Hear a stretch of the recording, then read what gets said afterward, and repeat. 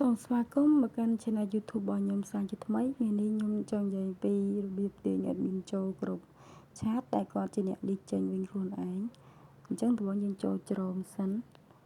អញ្ចឹងច្រមហ្នឹងជាកម្មវិធីមួយដែលសំខាន់ហើយយើងចូលកន្លែង desktop site ដើម្បីមានលីង computer សិនតោះមកយើងយកពាក្យថា login ឬក៏ sign up អញ្ចឹងពេលដែលយើងយកពាក្យ login sign up ហើយវានឹងចេញលក្ខណៈរបៀបបែបនេះបងប្អូនគឺយើងត្រូវដាក់លេខទូរស័ព្ទហើយនិងលេខកូដសម្ងាត់របស់យើងឲ្យបានត្រឹមត្រូវយ៉ាងនេះខ្ញុំកំពុងតែធ្វើការដាក់លេខទូរស័ព្ទរបស់ខ្ញុំហើយនិងលេខកូដសម្ងាត់របស់ខ្ញុំ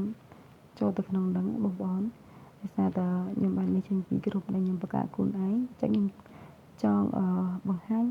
ដល់បងប្អូនទាំងអស់គ្នាពីរបៀបចូលវិញអញ្ចឹងពេលដែលយើង log in ហើយយើងនឹងឃើញបែបនេះហើយបើយើងអត់ចង់សើគឺយើងបាច់ថា not sale ខ្ញុំដាក់ not sale តមកទៀតយើងចូលកន្លែងឆាតនៅរបាខាងលើហ្នឹងហើយយើងចុចគ្រប់រកពាក្យគ្រប់ដែលយើងបានលីកចេញអញ្ចឹងណាអញ្ចឹងខ្ញុំវាយពាក្យគ្រប់បាយពាក្យគ្រប់មកវានឹងលុបគ្រប់ដែលយើងចង់ចូលអូខេខ្ញុំចូលគ្រប់នេះមួយចុះតើពេលយើងចូលគ្រប់នឹងហើយវានឹងលួចផ្ទាំងមួយទូចនៅខាងក្រោមខ្ញុំនឹងសូមឲ្យបងប្អូនគ្នាឃើញអូខេតោះមកទៅយើងចុចរបាត្រេ3ពីលើហ្នឹងទៅហើយយើងនឹងឃើញពាក្យថា open in messenger អញ្ចឹងតោះមកវាចេញលេខកូដ PIN 8ខ្ទង់ដែលខ្ញុំបានដាក់កាលមុនចឹងខ្ញុំវាយវាសិនអញ្ចឹងបន្ទាប់ពីខ្ញុំវាយលេខកូដ PIN ហើយខ្ញុំចុចកន្លែង see chat member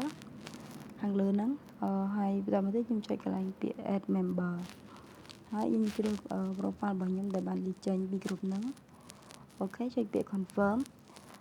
ហើយវានឹងលោតចេញបែបនេះអញ្ចឹងនៅពេលដែលគ្នាយើងនៅក្នុងក្រុមឃើញពាក្យ confirm ហ្នឹងបើគាត់ confirm យើងនឹងចូលក្រុមហ្នឹងវិញប៉ុន្តែបើសិនជាគាត់អត់ confirm ទេក្រុមហ្នឹងគាត់អាចចូលវិញបានទេអញ្ចឹងអាហ្នឹងអាស្រ័យលើសមាជិកនៅក្នុងក្រុមដែលគាត់អាច approve យើងជា admin នឹងចូលវិញអញ្ចឹងបងប្អូនហើយសូមអរគុណដល់បងប្អូនទាំងអស់គ្នាដែលបានទស្សនាវីដេអូមួយនេះតាំងពីដើមដល់ចប់ជួបគ្នាជាមួយនឹងវីដេអូថ្មីៗទៀតសូមអរគុណសូមជម្រាបលា